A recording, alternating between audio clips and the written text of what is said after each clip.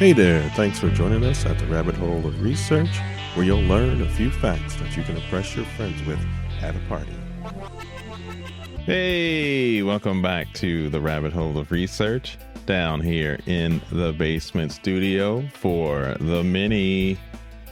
This here is the mini episode. Last episode, we talked about Briar East and urban deforestation. It was a great conversation with Ann and TJ from the Save the Briar East Woods organization. It was very good. Yeah, it was a good episode. I enjoyed this one a lot. I wasn't expecting us to go as far as we did with it, and it was just a good conversation altogether.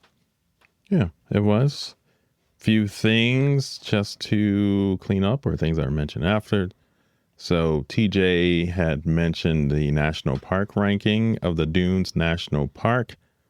And I wanted to say overall, nationally, it sits at 13th overall, right between the Joshua Tree National Park and the Hot Springs National Park. East of the Mississippi, I think, was his comment. He said the thing was the most popular, but actually ranks third most visited park east of the Mississippi River, following only the Great Smoky Mountains and the Chihuahua Valley National Park. So I don't think anyone visits the Smoky Mountains. I think that's all made up. I've actually have visited the Smoky Mountains. So wow, Joe. there you go. So And there you have it. there you have it. Yeah. And beyond its popularity, it's the fourth most biodiverse national park out of all the federal parks, despite its small geographic footprint. So And yeah. for us, it's probably the closest, which it is very amazing. Yep. So Pretty often. I thoroughly enjoy going. Yep. So we had a listener from Instagram, Denise, sent a comment, and it was in reference to, I had mentioned the project in Seoul, South Korea, where they reestablished a biodiverse area because they did a bridge project there, elevated highway. And so on the episode, I think we said, was there any other examples? And actually at the Indiana Dunes, they lighted a creek that had been piped under a parking lot. And so they actually restored it back to nature. So I will put that link to that article and project called Daylighting, And Getting Dunes Creek Very out of the cool. pipe. So, yep. And someone let you know. Yep. On Insta. So that was really. Well, That's very cool. I like that a lot. I vote for just like, let's not do it in the first place. Yeah, that would be smart. But But people need to put their parking lot somewhere. It's already been done. It's trying now. Like, we don't need to make a bunch more. We just have to fix up what we already have. And maintain and keep and preserve. Yeah. Right? That's kind of. yeah. If you're not going to maintain it, like, why are you ever buy you a new one?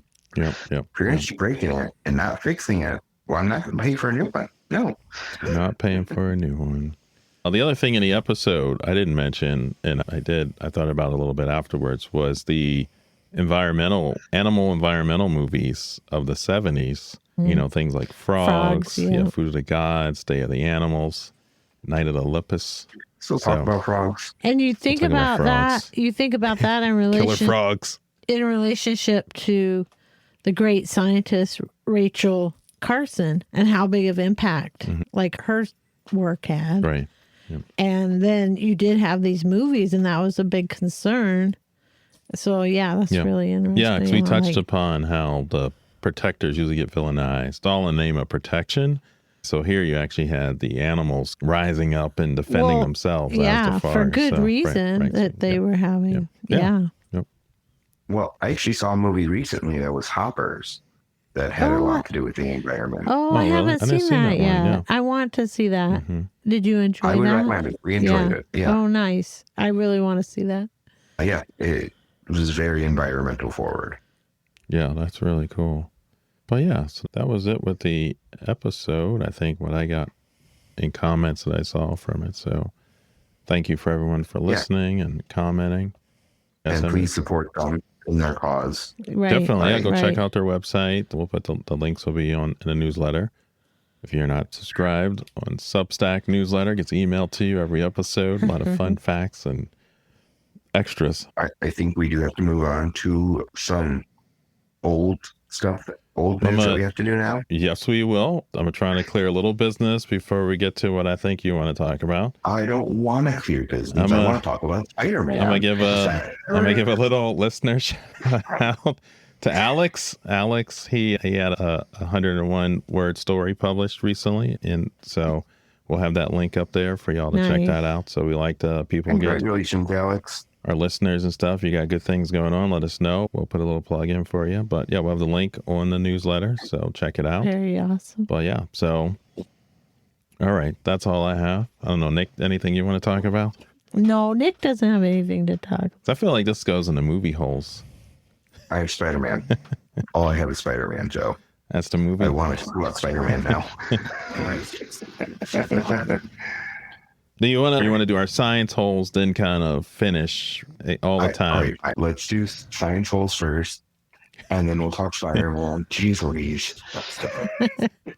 We'll rush through it. Yeah, it's the only reason Nick stayed up to talk. I know. Yeah, get everyone excited. All right, let's go. We won't do the science holes jingle or any of that. Jordan, do you have anything? Okay, science holes going down the science holes today. There you go. Oh, good. Look at that. With the science hole. You know what? I'm gonna forego my science hole tonight. So I have like 3 interesting things, and we're not going to spend probably a lot of time on them.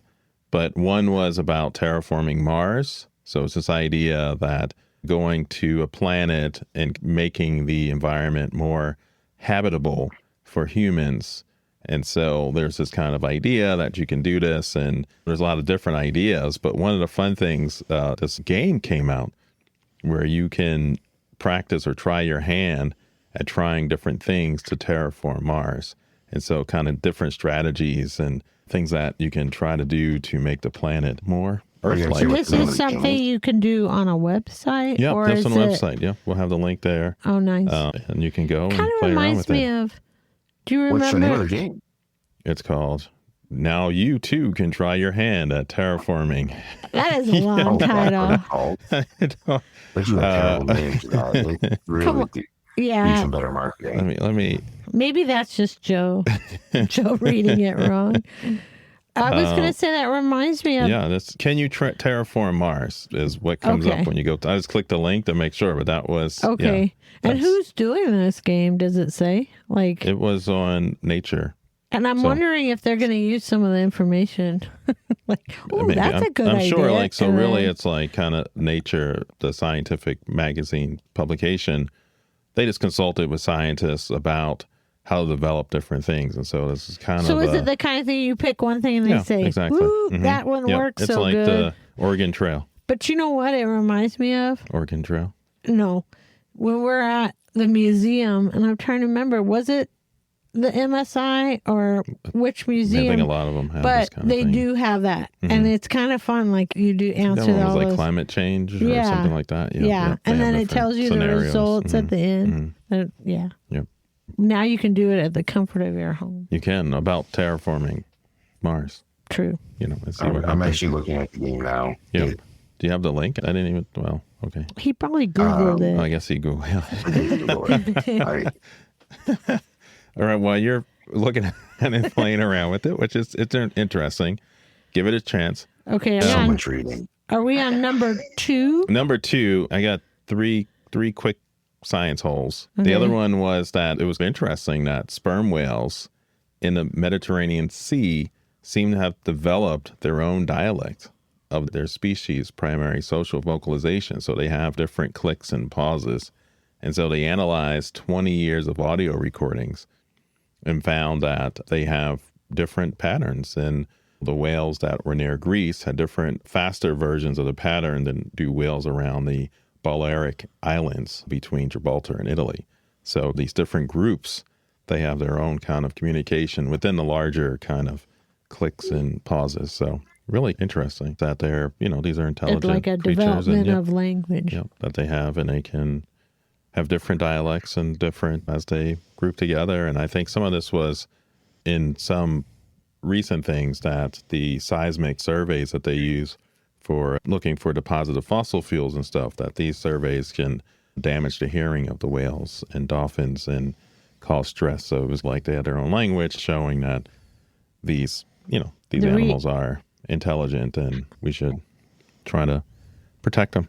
So cool. Yeah. Like to think that whales just talk to each other like Yeah. in different accents. I mean, it makes sense. Right. And I wonder what their southern accent sounds like. Yeah, that's right. I didn't want to do a fake southern accent with the whales because Yeah, there it is. I Okay. don't know where to begin with that one. Well, what's her name from Finding Nemo? She Right, could right. talk whale Right, language. she could talk whale. Yeah, what was her name? I can't remember her name. Dory, that's it. Yeah. Duh. Yes. Yes. To my third little, it caught my eye. Okay, we're on because the of third. the title, and it was, are these rocks or are they garbage? And one of the things is, what exactly is a rock? Mm-hmm. And how do you define a rock? And it must be hard. Do they have to be a certain size? Mm-hmm. Do they have to be natural? And this idea came because they were in this kind of seaside town in England, and they found things that you would go, this is a rock. But really it turned out that they were like slag from a long defunct iron and steel works that had now become, over time, over the last 100 years, become something that's more rock-like. And so this article is really interesting as it went through and going and seeing things, plaster and building materials, pottery materials, things like that. Automotive paint. That now can look like rocks and things like that. And if you're a geologist, is it a study of what's there? And in the future, looking back, will they see our waste that's now incorporated into the environment that's still natural? A lot of these products are natural things. They were minerals. They were things that we've taken as humans, made it into different products. And now the waste of that is becoming part of the geological record. So really it was interesting. So Interesting. yeah, So like, yeah. it doesn't look like every other rock. Some Or of it, no? yeah. Some of it People does. do it. Like you look at it, they have some pictures in I feel there. like if you look at a rock, you can be like, yeah, that's a rock. Yeah, no, it's really cool. You look at the I pictures think of what they there had, is and so many different kinds of you know, rocks. yeah. I think maybe Nick might have to. Take a look at the pictures. Maybe he'll on have there. to lick some of them. You have to lick some of the rocks and see what happens. I'll look at the rocks. Yeah. So So this is like And tell a us little if it's survey like, here. oh, They had wow. like plaster. And That's yeah, really so cool. the article was really cool. Some of the images you look at, you go, oh yeah, that looks like a pebble or a piece of plaster, and now it looks like kind of the rocks in this little cutout of earth that they had. Yeah, so it's really kind of neat. Well, it is an idea. artifact of Yeah. our time. You know? Indeed. So, yeah, those are three just kind of quick ones. They're just fascinating. in-depth. Science, right? Yeah, no, I think science is always cool and fun, and I just find these things that's caught my eye as interesting. Well, mine is not a science thing, but it is a PSA to science. I was reading an article earlier that is some labs in the UK are facing closures soon if they don't get their funding. And it is a laser facility and a particle accelerator. Right. And they need 42 million in funding. And it is just like such a shame that if they don't get it, like these, these places that break through in science, it will go under. It's never something fun to see. Like these are people's lives, livelihood, and stuff that bring everything that we run and use to new heights and new research. And I don't know. I just think that we need to, start being a little bit more science focused when we're looking at who we're voting for and what we're doing with our tax money. Like, I just want people to be more aware of what's going on. And yes, it's going to be a little bit more in the political field, but this pertains to our everyday lives. Yeah, I know folks whose projects have been put on hold or funding removed or just waiting for the funding to come through. So there's folks in those labs whose research now have stopped, paused, or looking for new jobs, or you stop research. It's hard to pick it back up if you dismantle it in such a way. So fragment it. I think. And plus, if you start defunding things that the scientists use, you're going to create a supervillain. Yeah, so that's right. stop it. It's gonna go. This is how they get no. started. And not even just funding, but there was legislation where political kind of administrative folks would actually get the final say on funding. So you would have a review Somebody panel that of scientists. has no idea. They say, they could give their review of the science, and then that still has to be approved by someone who is affiliated in the administration to say, oh yeah, you can give money or you can't, or you have to check in with them if you want to travel or things like that. I remember you talking about something about, was it a fruit fly study? And they're like, why would you want to study fruit flies? And then that was way back in the Sarah Palin. She was talking about research on autism, and they were using fruit flies as a model system to study some genetic aspect of that. And she was making fun of that and just not understanding that you test some of these genetic models is with another model organism that has a similar genetic system like humans, so it's kind of this, so you find cell cultures or so you're you not get some understanding exactly how basic research works. Right. Yeah. For people, that's what we're trying to do, is educate people that I know they that everyone that listens to us is already a supporter of science, but just make sure it seeps into your everyday life. Like, let the science flow. Let it flow, and just ask questions about it and be curious about the world around us. So we need more of that. That's what we're here for. Like our friendly neighborhood Spider-Man. So, question, should we go straight into the Spider-Man talk, or should we do our what media we consume first? It's just Spider-Man. It's just Spider-Man. It's Spider-Man. No, we're not. What else we're going to talk about? No, the people here listening to the media hole, that's all they want to care about. I don't think, everything else we can hold until next week or 2 weeks from now. But yeah, so that's what we did. If you don't want to hear any kind of spoilers, I'd say end it now. Come back after you've seen it. I think hit pause. There might be a slip. Yeah. Like, we might have a slip. We're going to try to keep spoiler free, but no guarantees. Holy shit. Yeah. I must say it was probably one of the best Spider-Man movies made, and probably top 5 MCU movie. That's my, It is the most Spider-Man movie they have. Yeah. Like, he felt very comic book accurate completely. And I'm coming at it from an entirely storytelling perspective. I thought the story that they told was solid. It's like one of those stories, like Black Panther. It was just a solid story that you put superhero aside. It checked all the boxes. And you know what?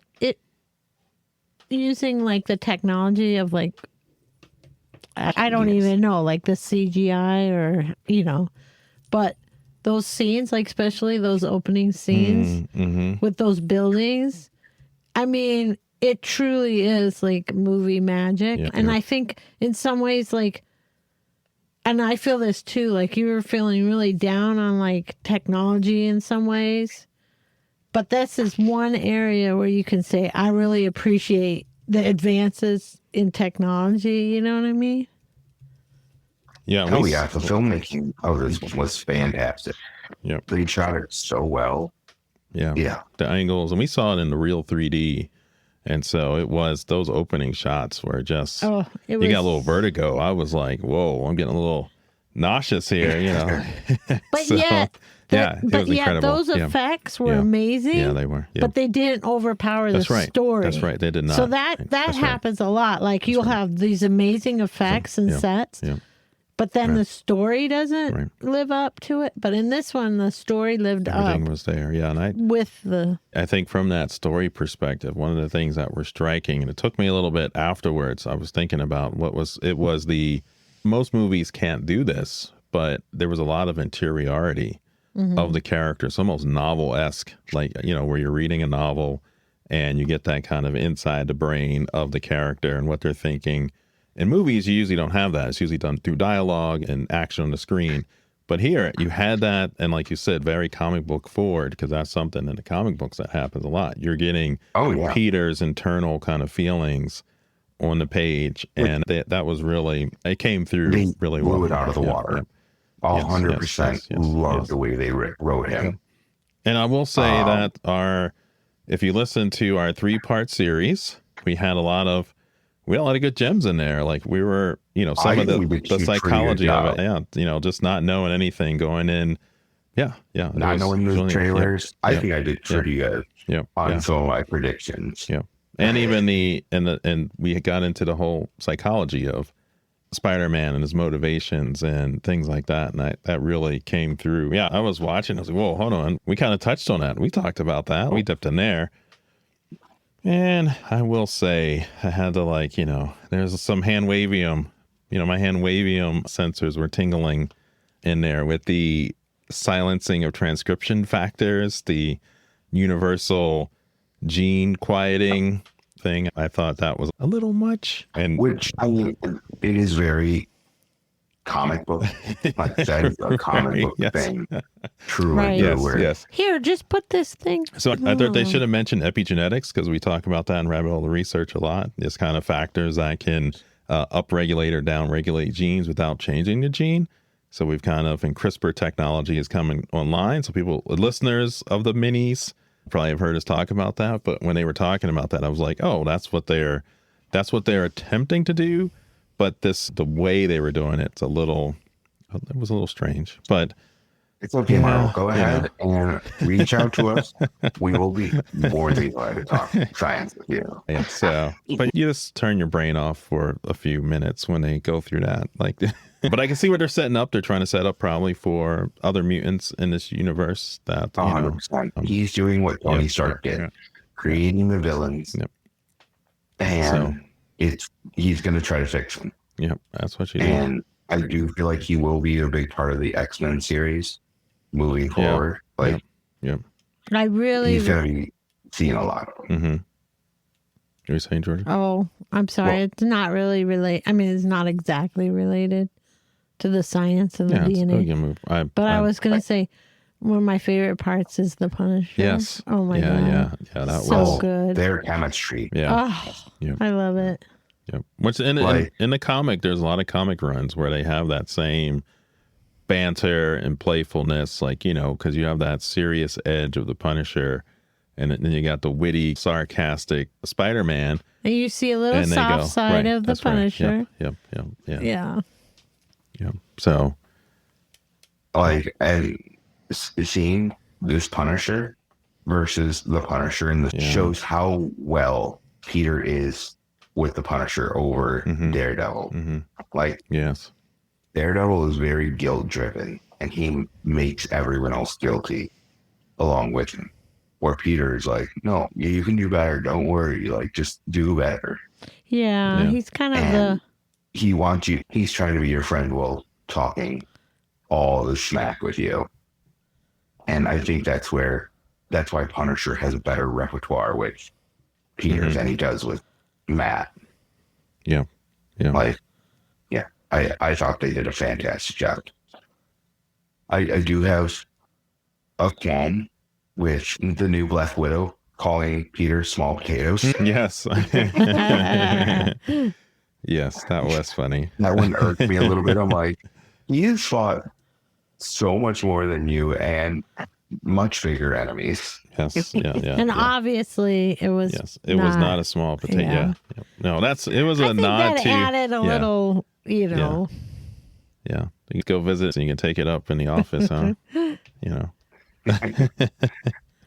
And then the quote unquote villain, I think I'm not going to mention any names, but they did a great job. That was a nice twist. I thought the VMAX twist was fantastic. Yep. Yes. Oh, yeah. Oh, that was, Mm-hmm. Yes. I love that. Yep. It was so point on for me that I was like, this is great. Loved it. Yeah, if you haven't seen it, go see it. It's worth a watch. Or go see it 4 times, like Nick. I don't know where you're up to. I've seen it twice. Oh, I thought you got 4 times. I thought you've seen it a couple other times. All right. Not yet. I'm spreading rumors. You just go for it. That's what I'm telling people. I was like, my Nick's daughter's seen first film. Mm-hmm. And she absolutely loved it. Yeah. Joe, did you get any of the specialty popcorn buckets? I did not. No. Did you?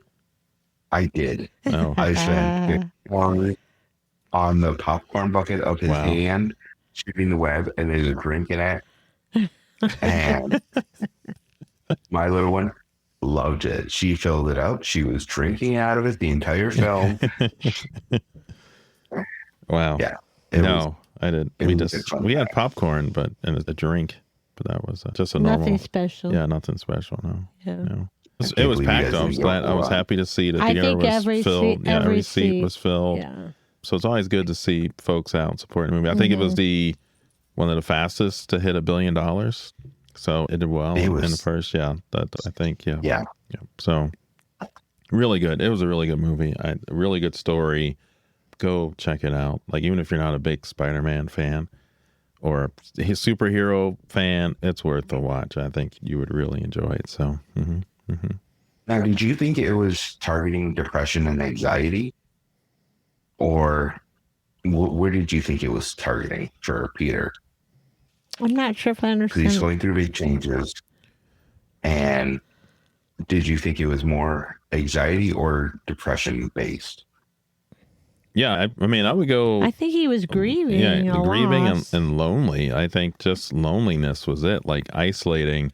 Maybe it's a reflection of our day where you isolate yourself and you're just online. You don't really interact with anyone. Personal interaction, so not digital. You might text or call, but face-to-face interaction and sharing your ups and your downs. I think that's what was on him. So yeah, a little probably depression, but probably depression caused by loneliness and that. Yeah. Just trying to hold it all in and not share or. I kind of. He obviously had anxiety over the situation. Right. But I think, I think that was heightening of his senses really just hit on like an anxiety attack. Yeah. Mm-hmm. Coming from someone that's I think both, gone through an attack of it where it's just like, I think you notice everything. You have a little mental breakdown. And then you try to get your shit back together. Yeah, I think there was moments of both of those. Yeah, 100%. Yeah. Mm-hmm.